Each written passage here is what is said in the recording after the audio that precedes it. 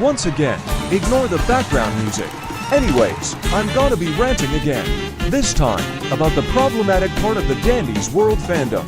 If you don't know somehow, I've been in this fandom for 6 months, and I've seen some questionable things. First off, let's talk about the ships. Now before you come at me, I in fact do ship some of these characters, but I'm not weird about it.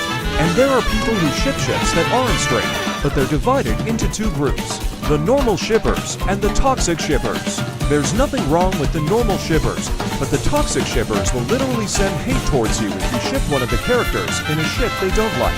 They would usually ship something like Fruitcake. Sheldon I heavily dislike calling the ship that, and Slash or Moonflower. Sometimes they will literally send you death threats, and they're also usually kids.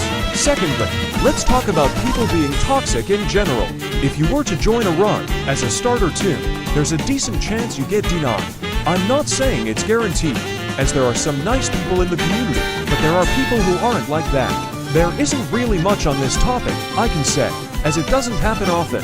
Lastly, I have to talk about the weird and irritating stuff. From time to time, you'll either see a character dying to some kind of satire original character, or questionable stuff happening with the characters. Usually the regabate is something used for attention, but other times it can be used to cope. But the other thing, neither of those points are valid reasons for it.